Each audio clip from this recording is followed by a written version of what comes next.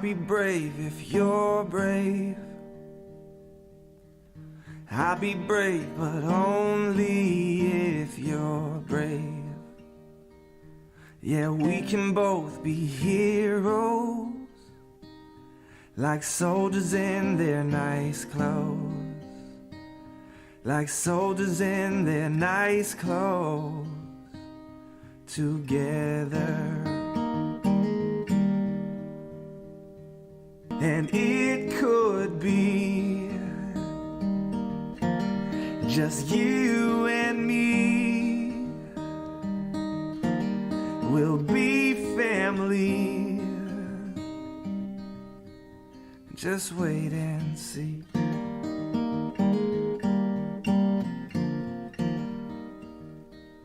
So I will fight if you'll fight.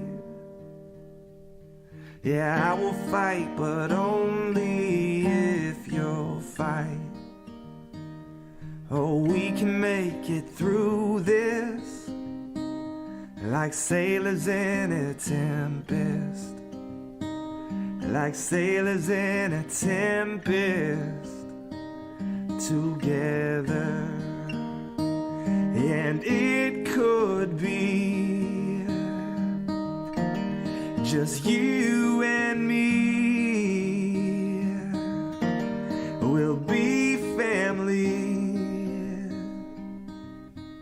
Just wait and see. So I'll be brave if you're brave. I'll be brave, but only if you're brave. Evening, everyone. Welcome to tonight's Lung Cancer Living Room. Happy to have all of you in the room. Those of you joining us online via YouTube and Facebook Live, welcome, welcome.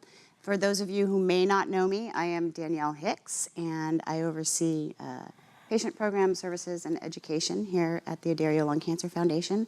I am also one of Bonnie's daughters. The oldest. The oldest daughter. The youngest one, who most of you know, couldn't be here tonight. She fell ill. Right. So I was ill last month. It's her turn this month. We're so excited to have you all here tonight to talk about science in early detection of recurrence and companion diagnostics. It's a blood test to detect this recurrence. So we're really, really excited to talk to you guys about what's going on in that space. We've got Dr. Paul Billings, Joanne Barrage, who most of you know. She attends the living room on a regular basis. So with that, we're going to jump into me asking you all, you last, to introduce yourselves and say a little bit about why you're here tonight. Sure. So everyone who's working on this at Natera, and I bet everyone in this room and people listening, we all hope that we can prevent new cancers, other cancers in our family, in the families of the people who are in this room. But we also hope that we can cure the disease once it's present. And what we're going to tell you about today is about a research assay, a research test, which will, in about a month, be available as a clinical test. And over time, we'll likely take it to the FDA and have it become a regulated test, which is a new way to detect the presence of disease once it's been diagnosed. We call it molecular residual disease, MRD. Sometimes that's in the literature, you'll see that used, and it'll actually be minimal residual disease. It's really, it was developed as a way to assess after an intervention, after a treatment, what was left, and was there any evidence of disease left.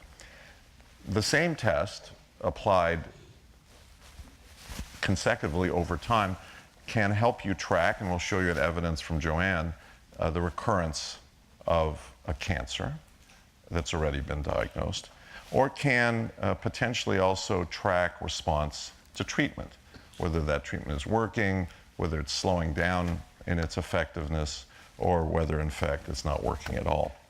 And we think our contribution to the hope is that we think that the availability of this test and its remarkable properties will really significantly add to the management and hopefully to curing more patients with the armamentarium of drugs and surgery that are available, and radiation that are available for lung cancer patients, and in fact, actually, for lots of other cancer survivors.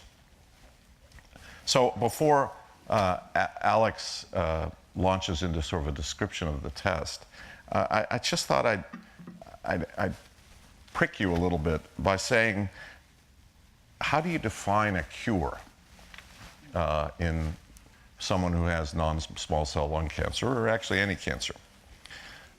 And there's no real easy definition. Once you've had it, you're changed.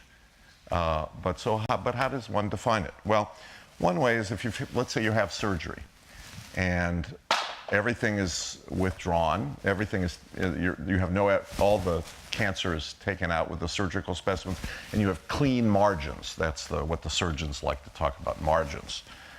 And so that's one way to know that you're on the way to hopefully a cure. Another is there evidence either at the time of the diagnosis or after the treatment that there's spread? And that spread could be assessed clinically. You can maybe have a lump somewhere or a new symptom, a physical exam finding, something that suggests that you have a tumor somewhere else in your body, or an abnormal routine blood test. You're anemic, or something else is wrong. More commonly, we use imaging. And that could be PET scans, it could be CT scans, it can be all sorts of other kinds of imaging, which we do to assess you before treatment, to assess you after treatment, and to see whether there's disease remaining and whether that disease is getting bigger or staying the same or even going away. Sometimes, in some cancers, there are biomarkers that can be used, not so much in non-small cell lung cancer, but some. And then we also use these concepts like 5-year progression, 5-year overall survival to evaluate the treatments, right? How long do people live how long do they survive after a treatment? Is it 5 years? How long do they have progression-free survival? And how do they measure that? Those are progression, which is usually an imaging or clinical assessment. Overall survival is usually whether you're still alive in 5 years or not.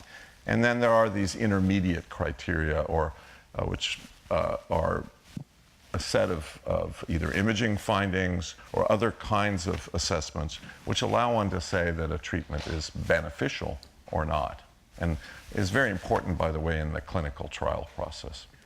I think all of these are components of how we think about a cure in lung cancer. But really, a cure is you or your loved ones feeling like the disease is controlled and gone. And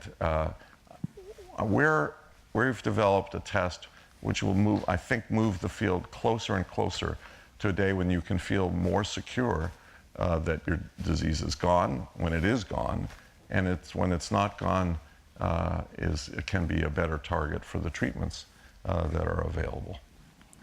And with that, I'll turn it over to my colleague. Right. I think we actually have a few slides prepared, if we can pull those up. So while we're pulling those up, I think it's important to really distinguish our test from some other liquid biopsy tests you might have heard about.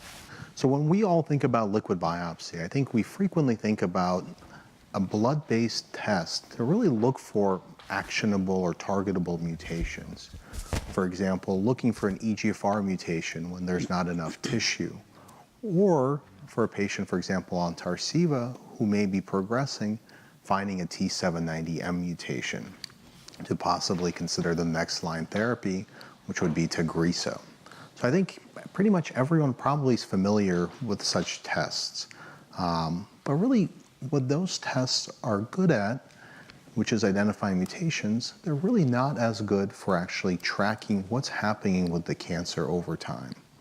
And I think a big problem that most of us are familiar with is what to do about scans. And I think we always have anxiety when there's time to do a scan, and sometimes the scans are just difficult to interpret. So I think just with a show of hands, how many times have you been in an oncologist's office and you've had a hard time really figuring out with the oncologist what really the scan shows? Is there a little nodule in the liver?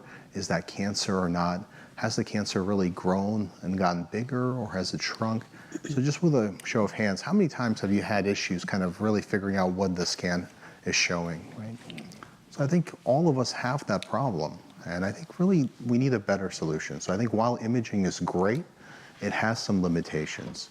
We know that cancer can be very small, smaller than imaging can actually be able to pick it up. And sometimes imaging cannot be very representative as actually what's going on with cancer. So I think for patients on immune therapy here, you might have heard of a phenomenon called pseudoprogression, where your tumor actually increases in size initially when immune therapy is started, and then actually shrinks down. And that can be very confusing because you can imagine that if the oncologist misinterprets that increase in size in the tumor as progression and stops the immune therapy, that could be a bad thing. And it turns out that the pseudoprogression is actually occurring because the immune system in our body is attacking the tumor, and the tumor is actually growing in size because it's dying from the immune system attacking it, and not because the tumor is actually progressing.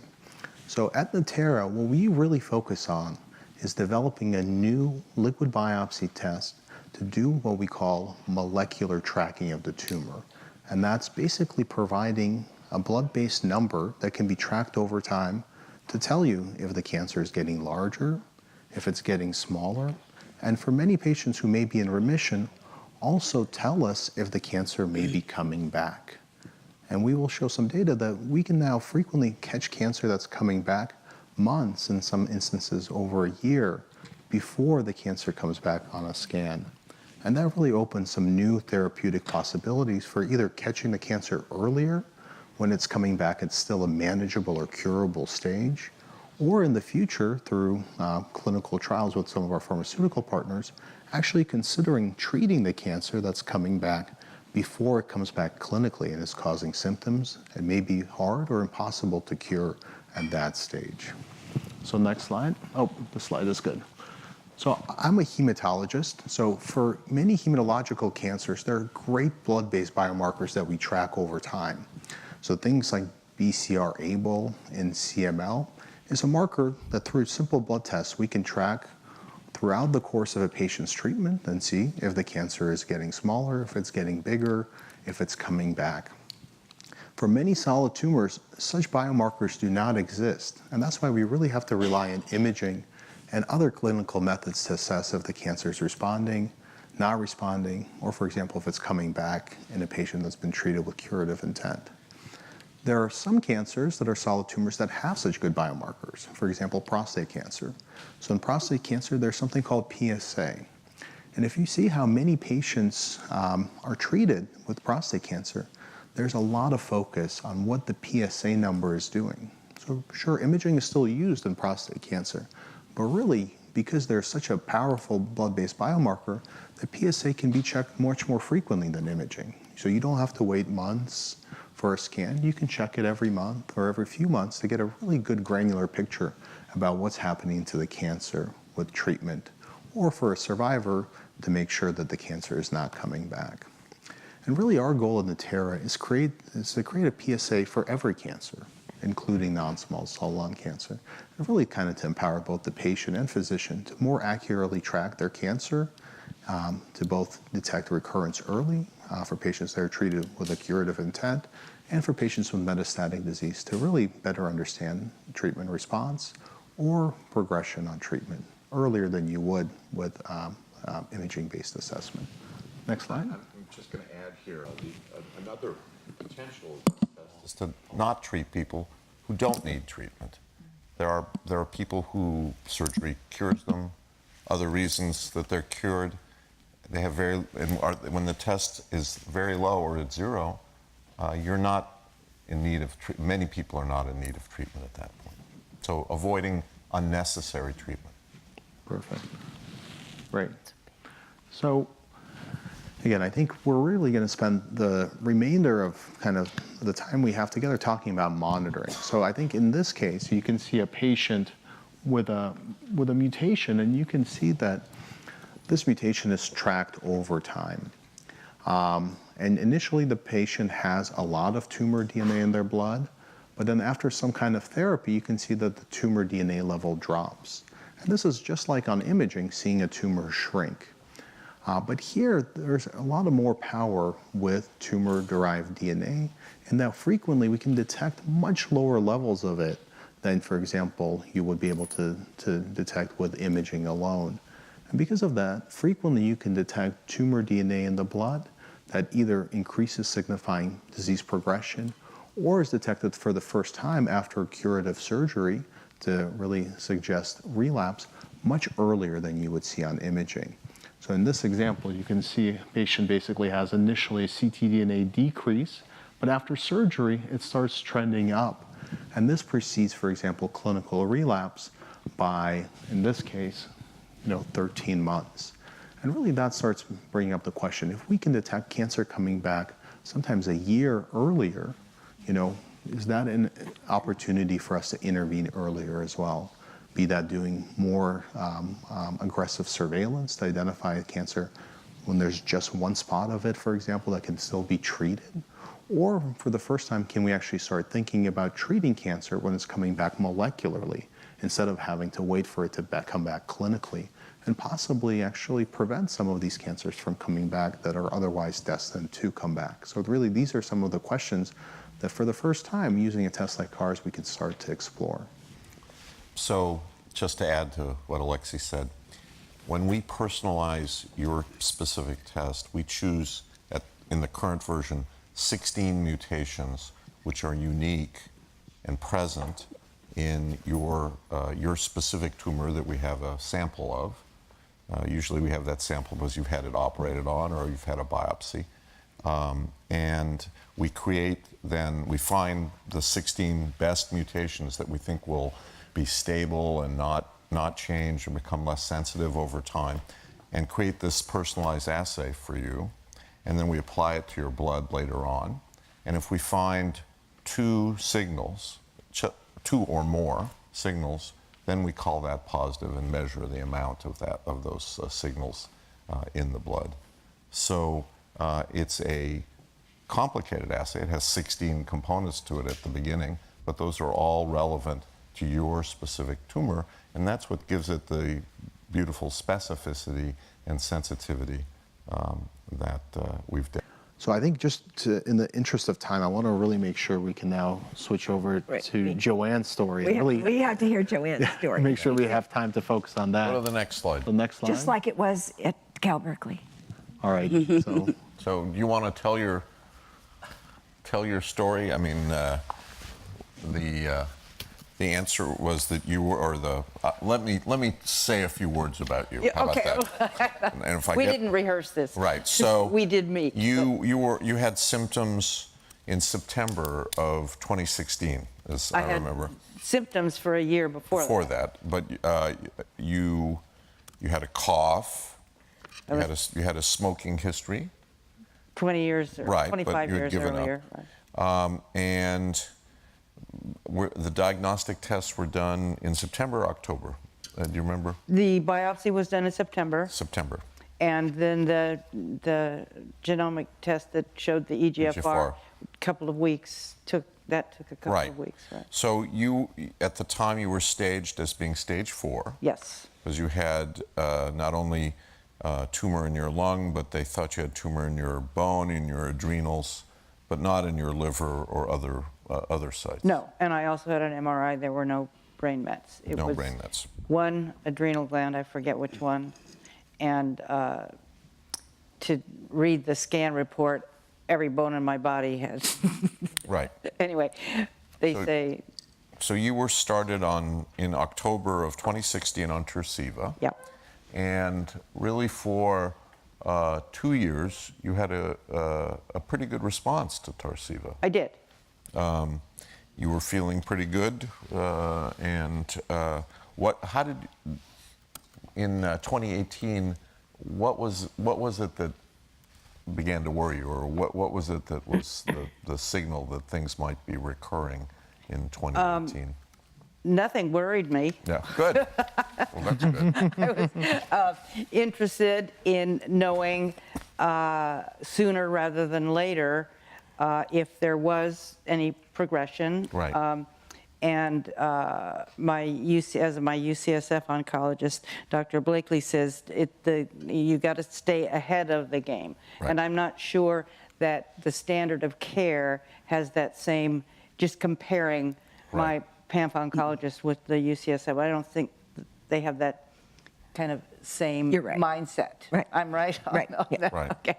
So anyway, any way that I could know sooner that there might be progression was a great thing. Right. And I heard about Your daughter Sarah. my daughter clued Sarah you in, yeah. clued me in that Yeah. there is this test going on at Natera, and Natera has a friends and family program, so I could be a patient or whatever you call Part of our study. part of your study.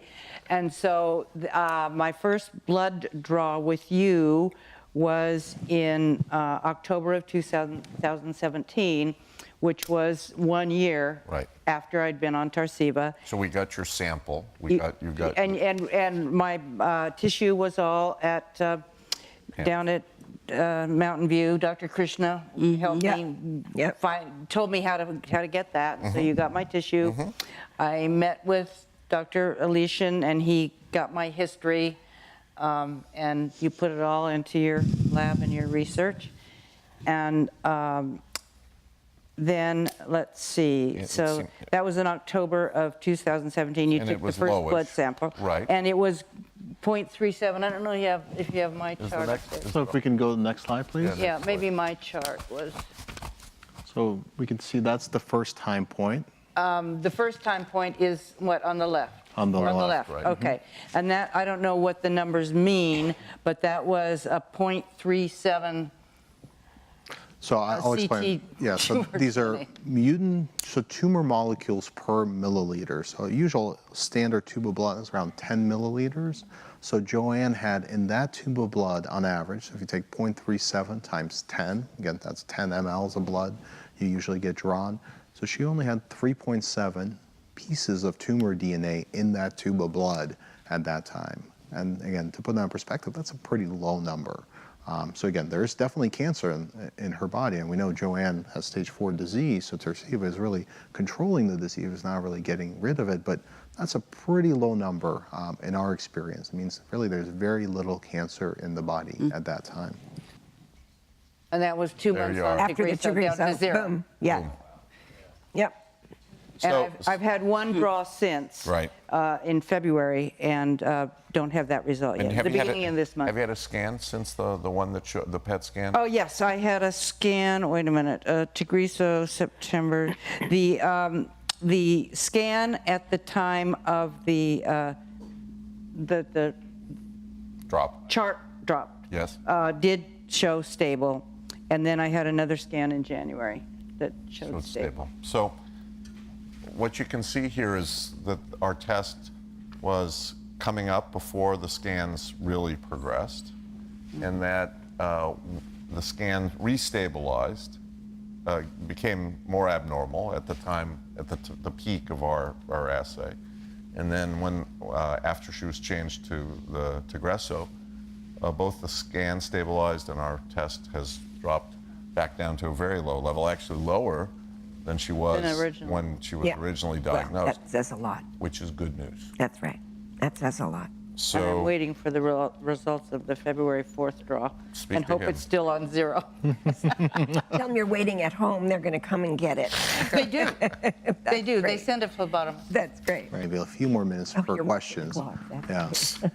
Is that My housekeeping. we also are thinking about using our test for patients who've had an exceptional response to therapy with stage 4 disease to really figure out which patients may be able to come off their treatment.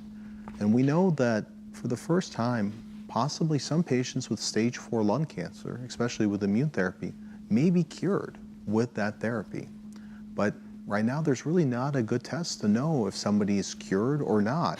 And because of that, many patients remain on immune therapy sometimes for years, sometimes 5, 10 years.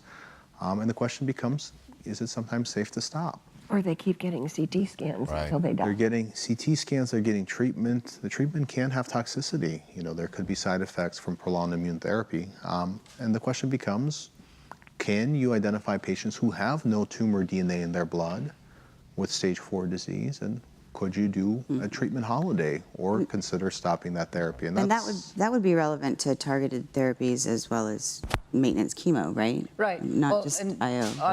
On that note, Dr. Blakely did point out when he saw that mine went to 0, he said, we still see the tumor there. He said, but it could be totally dead. It could be totally scar tissue. We can't tell that. Right. Exactly. So I was recently at a meeting with the physician who's the overall scientist in charge of Merck, you know, the very large drug company.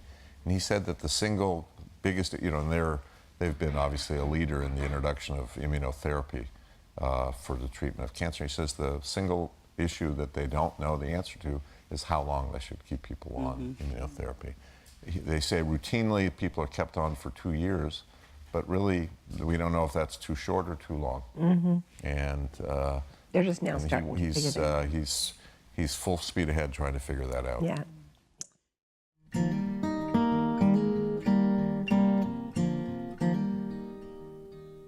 Oh, I'll be brave if you're brave. I'll be brave, but only if you're brave. Yeah, we can both be heroes, like soldiers in their nice clothes, like soldiers in their nice clothes, together. And it could be just you and me. We'll be family. Just wait and see.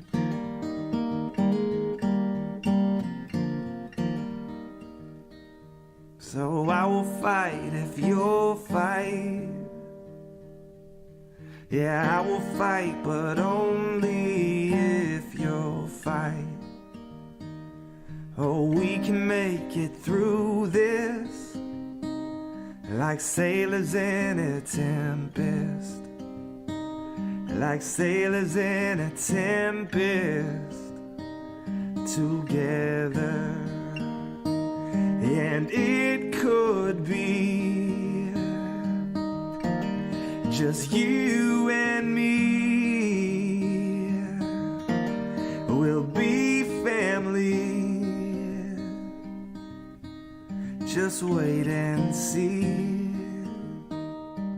So I'll be brave if you're brave. I'll be brave, but only if you're